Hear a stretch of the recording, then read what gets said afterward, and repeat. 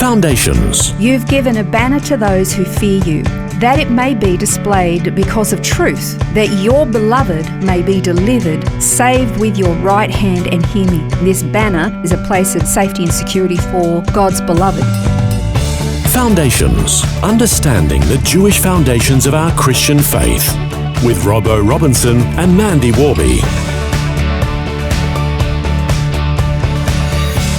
We've been learning about the names of God, and he uses his names to reveal different facets of his nature and his character and attributes.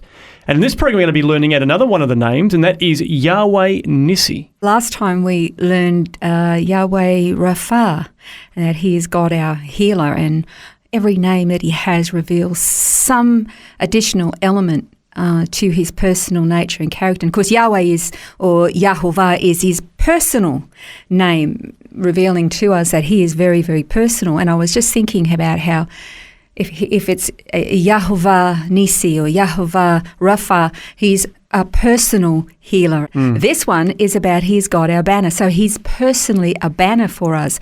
That's what's so different about him. He is so intimately connected with his people. He's not a distant God. He's a personal, amazingly personal God. You know, the funny thing is too, when you compare him to other gods or the religions or the different cultures who embrace so many gods, they have to have a different God for every single thing. You know, there's a God of war, there's a God of healing, there is a God of fertility, there is a God of harvests. And of course, we know they're actually non-existent gods, so their power is non-existent, but our God is the God of everything. Yeah, that's right. So he's got all those different attributes that are tied up within the one God, and then each of the names, I guess, reveals part of that. Yeah. I find it very, very fascinating. This particular name, Yahweh Nissi or Yahovah Nissi, is kind of based in the story that took place in Exodus 17. You'll be really familiar with this one. It's where Moses was up on the mountain while the Israelites were fighting the Amalekites. That's right, yeah. So they're out at war. Moses is overlooking on the mountain, and you've got Aaron and Hur standing with Moses because he had his arms raised, and while his arms were up, they were winning. Yeah. When he put his arms down, the enemy would start to win, and so obviously his arms were going to get tired. So Aaron and Hur were actually propping his arms up and holding his arms there. Yeah, they went and got a rock for him to sit on because I guess his legs were tired as well as his arms and holding him up on either side. So what was it about having his hands raised that made the difference? It was kind of like a banner. It was kind of like an ensign, a rallying point. When the man of God, he had his hands up, this ensign, and therefore the people rallied and they were winning. That's exactly what it's referring to. The Hebrew word for Nissi, it actually is Nes. It's referring to a standard or an ensign that gets hoisted on a pole, something lifted up like a sail or a sign. Nes is how we get the word Nissi, which itself comes from the root word nasas, which means to be lifted up as an ensign. So that's where it comes from. Nes, Nissi, referring to a banner, a standard ensign, kind of like a signal, this rallying point for the people that could see where they had to be, how they could find this place of safety or victory or security, this point of refuge almost. And in that was where their protection and their victory was. And so this is where you get it. Psalm 60 verses 4 and 5, it says, "You've given a banner to those who fear you, that it may be displayed because of truth, that your beloved may be delivered, save with your right hand and hear me." So here is exactly the same kind of thing. This banner, this is a place of safety and security for God's beloved. This one actually kind of surprised me a little bit, but not entirely, because I guess when you think of God as our banner, it shouldn't actually surprise me, because even though Song of Solomon is really a love story about a man and a woman, it is actually also the love story of God and his people. Yeah. So Song of Solomon, chapter 2, verse 4, which says, "The Shulamite to the daughters of Jerusalem, he brought me into his banqueting house, and his banner over me is love." So this is one of real intimacy and fellowship and union together in a banqueting, celebratory kind of a scenario. It's a beautiful picture. So it's almost like a wedding reception in that respect, isn't it? Yes, it is. The banqueting house. Also, there's another great example of this, Isaiah 11, verses 9 to 12. It says, "They shall not hurt nor destroy in all my holy mountain, for the earth shall be full of the knowledge of the Lord, as the waters cover the sea. And in that day there shall be a root of Jesse, who shall stand as a banner to the people.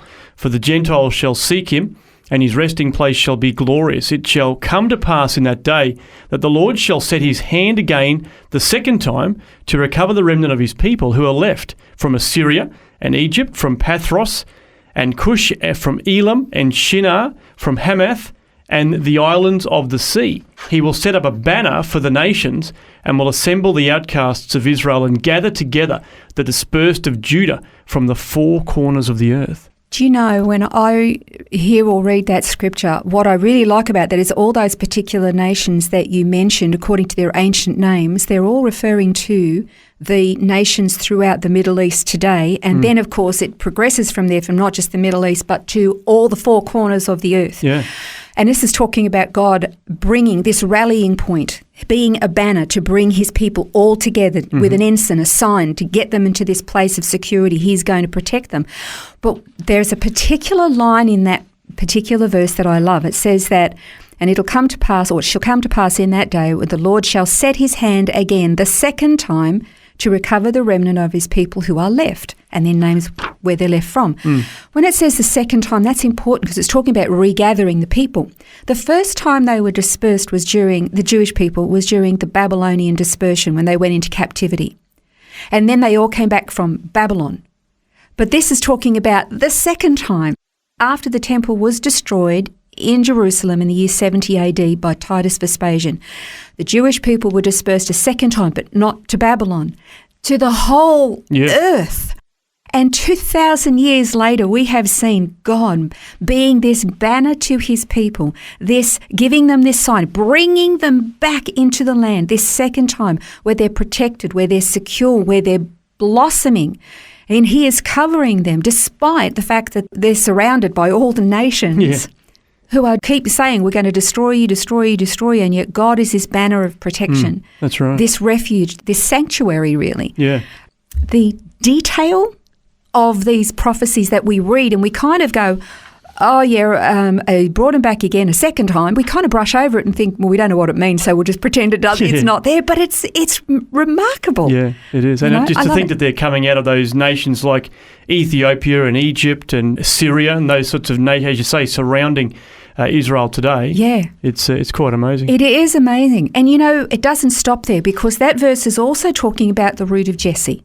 Now, the root of Jesse, we know, is referring to Messiah. What's the root of Jesse? Well, Jesse was the grandfather of David, who was the grandfather of Messiah. So the root of Jesse is Messiah. This is talking about the Messiah being this ensign, this sign, this banner, but to all the nations of the world. And this is what is remarkable, because while God is a banner to his own people, he is Yahweh Nissi to his own people. Because of Messiah, he's Yahweh Nissi to all those who would believe and put their faith in Messiah, we who are grafted in. Yeah. So not only do we look at this and we say, God, Yahweh Nissi, is a banner to his people, this place of refuge and protection and a sanctuary to them or for them. Messiah, Yeshua, Jesus Christ, he is our banner. He is our sanctuary. He is this ensign, this banner of protection, this refuge for us as well. Because we know that Yahweh is very personal, he personally came down. He personally embodied humanity. He personally dwelt among us. He personally paid our debt by dying on a cross. He personally rose from the dead, conquered death and hell, and personally resides in us and is our refuge and our strength, in spite of what's going on around us in the world. Yeah. He personally invites us then to be a part of him as well, isn't it? Yes, he does. His invitation to the whole world. And I don't understand why people don't say yes. Well, in our next program, we're going to learn about yet another one of the names of God, and that is Yahweh M'Kadesh. This has been Foundations, a look at the Jewish foundations of our Christian faith. For study notes, resources and more, see vision.org.au/foundations.